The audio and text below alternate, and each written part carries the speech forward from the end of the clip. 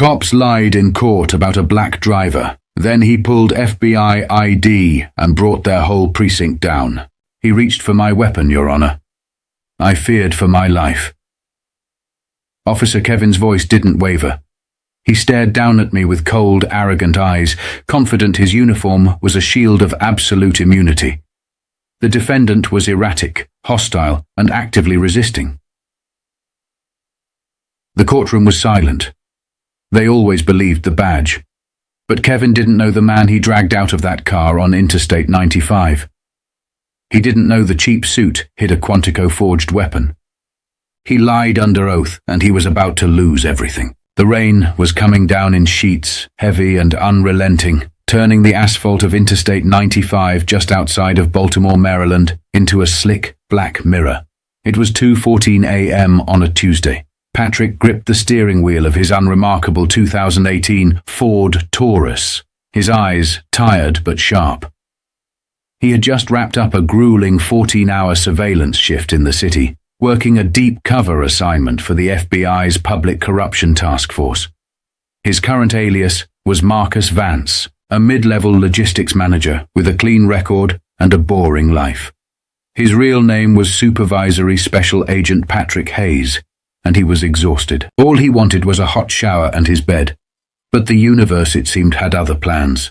Through the rhythmic sweeping of his windshield wipers, Patrick noticed the headlights in his rearview mirror. They were pacing him. He checked his speedometer. 62 in a 65 zone. He was maintaining his lane perfectly despite the torrential downpour.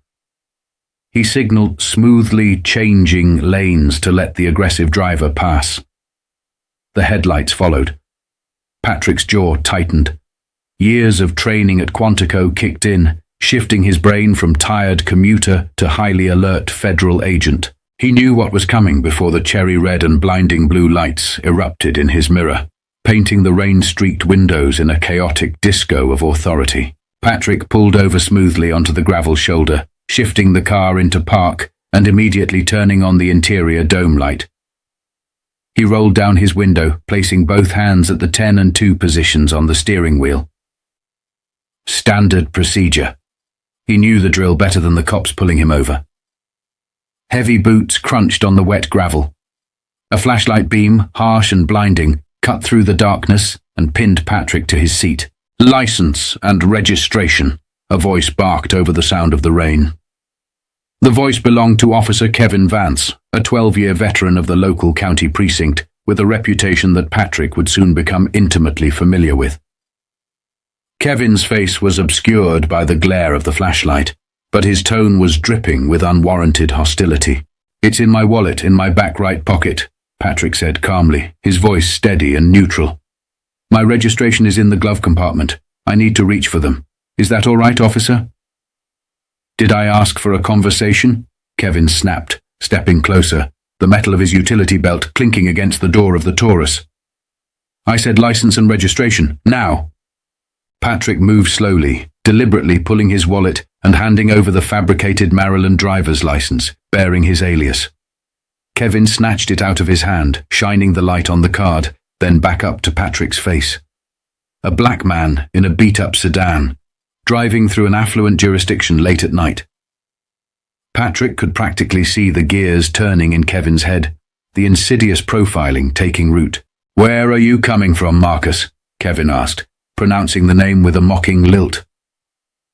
"Work," Patrick replied simply. "Heading home." "Work," Kevin scoffed, leaning in so close Patrick could smell the stale coffee and wintergreen tobacco on his breath. "What kind of work keeps you out till 2 in the morning in this neighborhood? You look a little nervous, Marcus. You been drinking?" "I haven't had a drop of alcohol, officer. I'm just trying to get home. Step out of the vehicle." It wasn't a request. It was a command laced with a threat. "Officer, I haven't done anything wrong. Why do I need to step out?"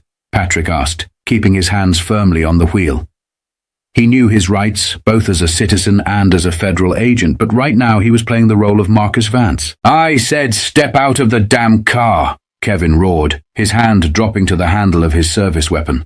Suddenly, the passenger side door was yanked open by Kevin's partner, Officer Miller, who had silently flanked the vehicle. Before Patrick could unbuckle his seatbelt, Kevin reached through the window, grabbed Patrick by the collar of his cheap suit jacket, and violently hauled him outward. The seatbelt caught him, choking him momentarily, before he managed to hit the release. He was dragged onto the wet gravel, his knees slamming into the hard earth. "Stop resisting! Stop resisting!" Kevin yelled, though Patrick was entirely limp, offering zero physical opposition. It was a performance. A script Kevin was reciting for his dashcam, manufacturing a justification for the violence. A heavy knee dropped directly between Patrick's shoulder blades, pinning him to the ground. Cold steel cuffs were ratcheted tightly onto his wrists, biting into the skin. As his face was pressed into the freezing mud of the I-95 shoulder, Patrick made a conscious, tactical decision. He could yell out his true identity. He could tell them they were assaulting a federal agent. But as he felt Kevin's hands illegally rifling through his pockets, a cold, calculating anger settled over him. No, Patrick thought.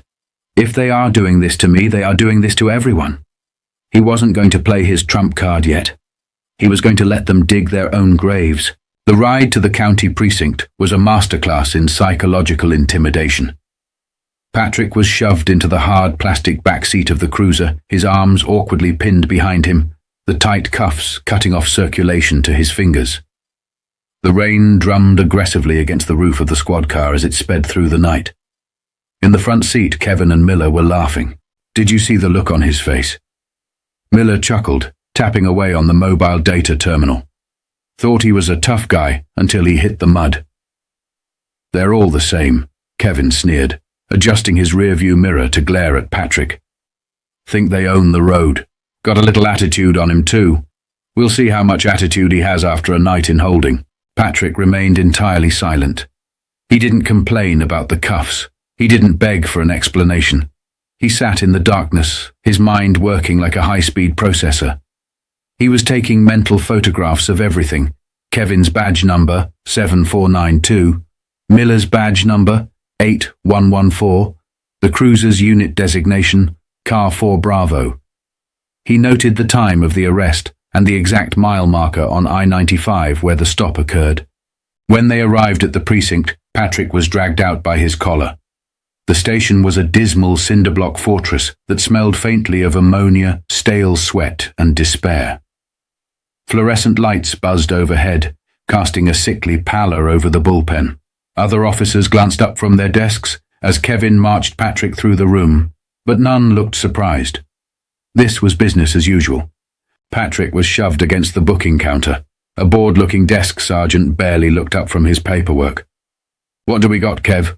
the sergeant asked, chewing on the end of a pen. "DUI refusal, reckless driving, resisting arrest and assaulting a police officer." Kevin rattled off without missing a beat. Patrick's eyes narrowed slightly, though he kept his face impassive. Assaulting an officer? That was a felony. Kevin was stacking the charges to justify the physical force he had used on the highway. It was a classic, dirty tactic to force a plea deal later. "He took a swing at me when I asked him to step out," Kevin lied effortlessly, looking directly at the sergeant. "Miller saw the whole thing. Right, Miller?" "Yeah, took a wild left hook," Miller chimed in, leaning against the counter. "Lucky Kev has fast reflexes." The desk sergeant just nodded, typing lazily into his computer. There was no questioning, no request for body cam footage, no secondary review. Patrick realized with chilling clarity that he wasn't just dealing with two bad apples. The entire orchard was rotting. This precinct had a culture of complicity. Patrick was fingerprinted and photographed. Because he was currently in the FBI system under his deep cover alias, his prints would ping a specially cordoned-off file at the National Crime Information Center, NCIC. To the local cops, it would simply return the clean, fabricated civilian record of Marcus Vance. He was thrown into a holding cell with two other men who were sleeping off benders. The cell was freezing, the concrete bench unforgiving. As the heavy steel door clanged shut, locking him in, Patrick finally allowed himself a small, dangerous smile. From his cell he could hear Kevin and Miller at their desks, loudly dictating their incident reports. They were coordinating their lies in real time, making sure their stories matched. They were writing official police reports, sworn government documents, filled with absolute fabrications. Under federal law, specifically 18 U.S.C. Section 242, the deprivation of rights under color of law, what they were doing right now was a federal crime. Patrick sat back against the cold cinder-block wall. He had spent the last 2 years taking down corrupt politicians and mob-connected contractors. But this was pure, unadulterated street-level tyranny. These officers were predators hiding behind tin shields. He didn't just want to get out of the cell, he wanted to burn the precinct to the ground. And he knew exactly how to do it. He just had to be patient and let the trap fully set. 16 hours later, the heavy cell door rattled open.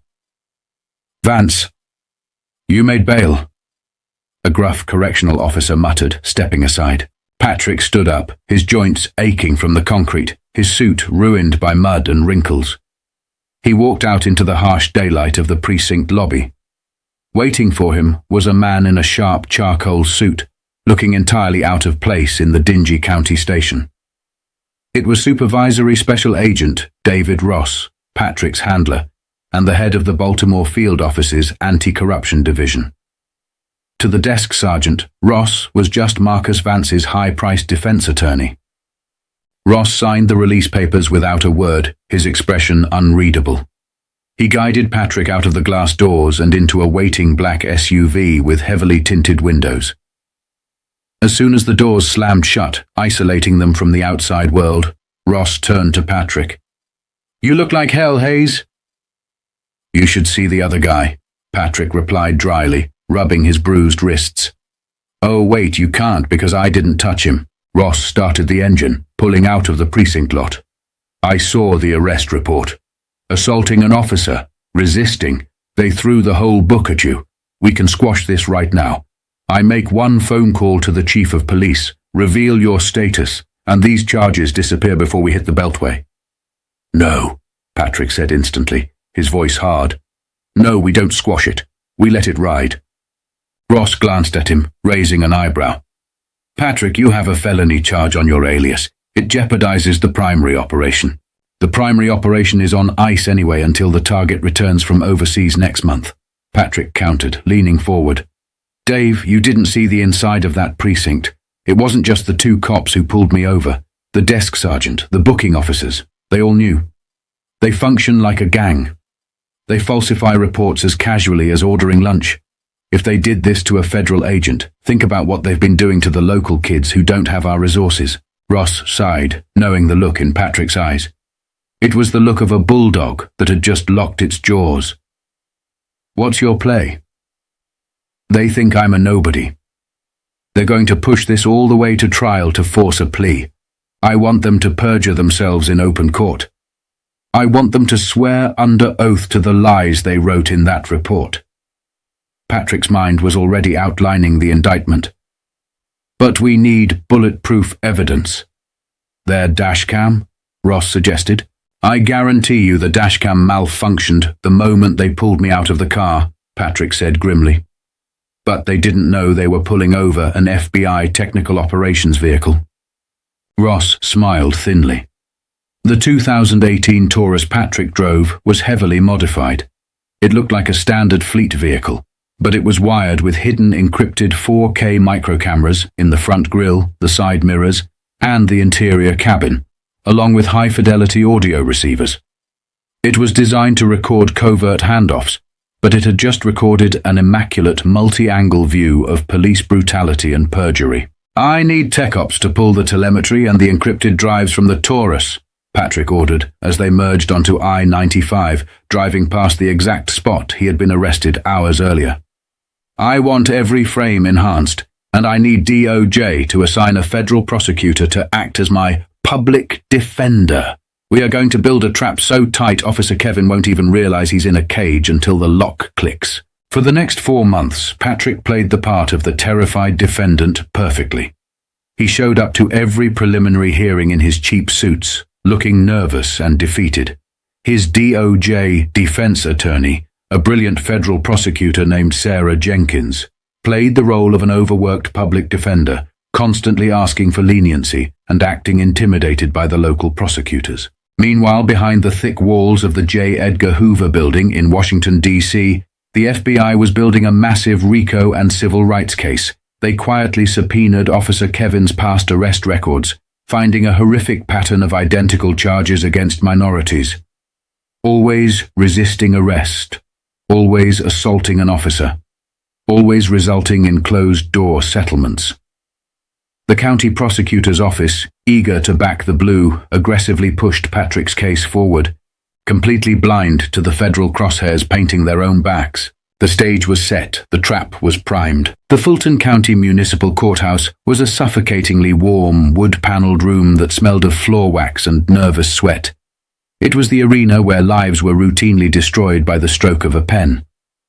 Patrick sat at the defense table, his hands folded neatly in his lap, playing the part of Marcus Vance, the terrified civilian facing 5 to 10 years in state prison. Beside him sat Sarah Jenkins, dressed down in a slightly worn blazer, shuffling papers to maintain her cover as an overwhelmed public defender. The presiding judge, a stern man named Harrison, who was known for heavily favoring law enforcement, banged his gavel. Case number 44, B, State versus Marcus Vance. Prosecution. Call your first witness. The local assistant district attorney, a slick young lawyer named Brady, stood up confidently.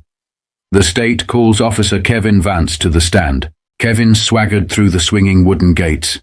He was in his Class A uniform, brass polished, badge gleaming. He took the stand, placed his hand on the Bible, and swore to tell the truth, the whole truth, and nothing but the truth. Patrick watched him closely. There was no hesitation in Kevin's eyes. He had done this 100 times before. Perjury was just another tool on his utility belt. Officer Vance, ADA Brady began, pacing in front of the jury box. Can you take us through the events of the morning of October 12th? Kevin leaned into the microphone. I was on routine patrol on Interstate 95, heading southbound, when I observed the defendant's vehicle driving erratically. He was swerving between lanes, traveling at inconsistent speeds, classic signs of driving under the influence. Strike one, Patrick thought. The FBI vehicle telemetry proved that Taurus had maintained a perfect 62 miles per hour, perfectly centered in the lane. Upon initiating the traffic stop, Kevin continued smoothly, the defendant was immediately combative.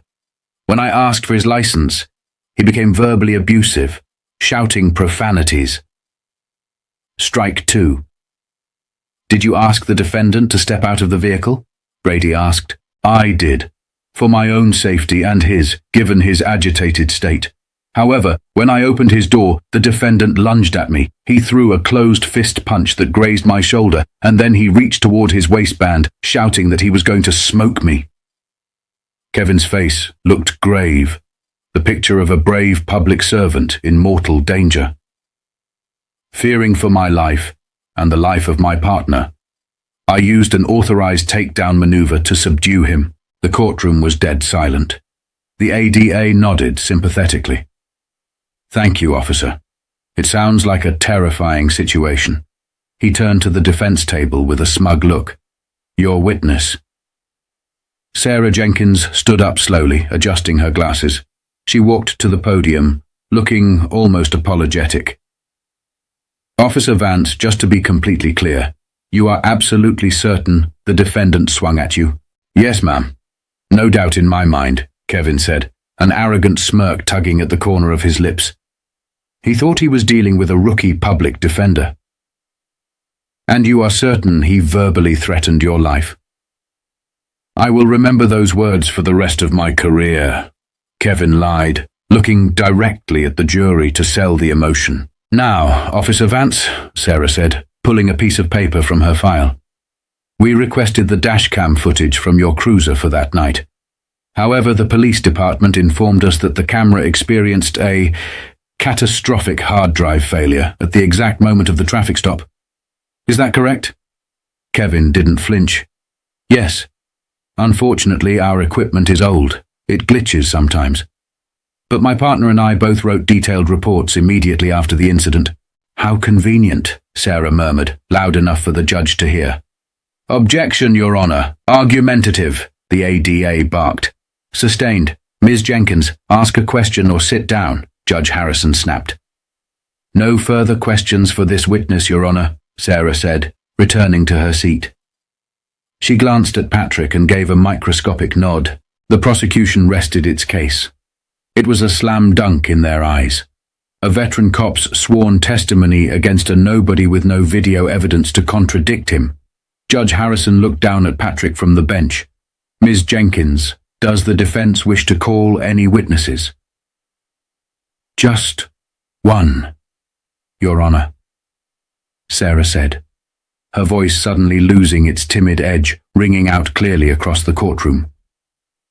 The defense calls the defendant, Marcus Vance, to the stand. Kevin rolled his eyes from his seat behind the prosecutor. Let the criminal talk, he thought. It never helps them.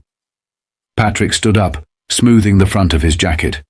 He walked calmly to the witness stand, placed his hand on the Bible, and swore the oath. As he sat down and adjusted the microphone, his entire demeanor shifted. The slumped shoulders vanished. The nervous civilian was gone. The apex predator of the FBI's anti-corruption unit had just entered the room. Sarah Jenkins stepped away from the podium and walked directly to the center of the floor, commanding the room. Please state your name for the record. Patrick looked directly at Officer Kevin. My name is Patrick Hayes. The courtroom murmured. A DA Brady stood up, looking confused. Objection, Your Honor. The defendant's name is Marcus Vance. It's on the docket. Your Honor, Sarah interjected smoothly. Marcus Vance is a legally recognized alias. The witness is stating his true legal name. Judge Harrison frowned, his bushy eyebrows knitting together. An alias? What is the meaning of this, Ms. Jenkins? Patrick didn't wait for his lawyer to answer. He reached into the inner breast pocket of his suit jacket. In a synchronized movement, 4 men in the back row of the gallery, undercover federal agents, quietly stood up and locked the heavy wooden courtroom doors. Patrick pulled out a leather bifold wallet and flipped it open, letting it rest on the wooden rail of the witness stand. The bright gold shield and the bold blue lettering caught the fluorescent light perfectly. I am a supervisory special agent with the Federal Bureau of Investigation, assigned to the Public Corruption Task Force, Patrick stated, his voice echoing with absolute authority. Badge number 449 Alpha. And for the past 4 months, I have been conducting a federal investigation into systemic civil rights violations originating from the 14th County Precinct. The silence in the courtroom was absolute. It was the kind of heavy, suffocating silence that precedes an earthquake. Officer Kevin's arrogant smirk melted off his face instantly. All the color drained from his skin, leaving him a sickening shade of gray.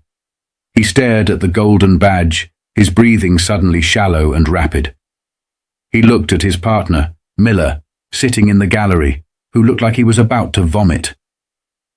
What? What is this? Judge Harrison stammered, staring at the badge, completely losing his judicial composure. Is this some kind of stunt? It is not a stunt, Your Honor, Sarah Jenkins said, her tone now that of a high-ranking Department of Justice prosecutor. Agent Hayes was operating under deep cover when he was unlawfully targeted, illegally assaulted, and subsequently framed by Officer Kevin Vance. That's a lie! Kevin suddenly shouted from his chair, panic cracking his voice. He's making it up! The badge is fake! He assaulted me! Agent Hayes, Sarah said, ignoring Kevin's outburst. Did your vehicle have a dashboard camera on the night of October 12th? My vehicle, a Bureau-issued asset, is equipped with a Level 4 covert technical surveillance suite, Patrick explained methodically, keeping his eyes locked on Kevin like a sniper on a target. It features dual front-facing 4K cameras hidden in the grille, audio receivers capable of picking up a whisper at 20 yards, and a hardwired telemetry recorder that logs exact speed, GPS location, and steering column input.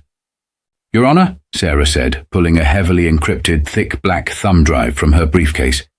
"The defense, or rather, the federal government, submits into evidence Exhibit A, the unedited, decrypted video and telemetry data from Agent Hayes's vehicle."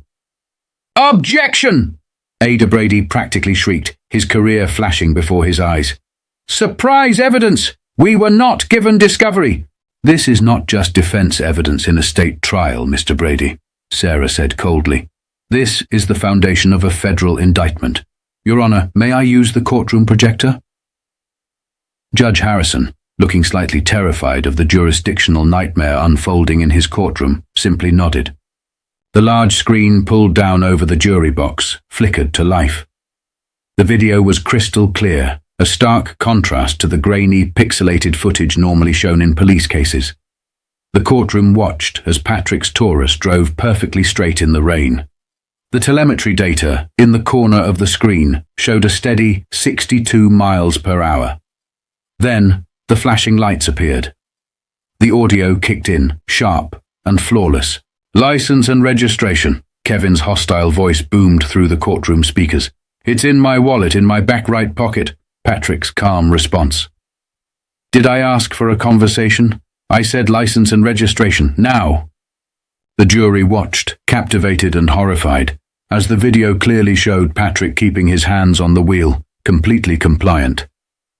They watched as Kevin and Miller aggressively yanked him through the window without provocation. They saw Patrick thrown to the ground, offering absolutely no resistance. No wild left hook, no reaching for a waistband, no threats. The video ended. The silence returned, heavier than before. Patrick leaned into the microphone. "Officer Vance testified under oath in a court of law that I assaulted him and threatened his life. As the video evidence unequivocally proves, that was a calculated, malicious lie designed to deprive me of my freedom and my civil rights." Chaos erupted. "Bailiff! Detain that man!" Judge Harrison roared, pointing a trembling finger at Officer Kevin, realizing that his own courtroom had been used to facilitate a federal crime.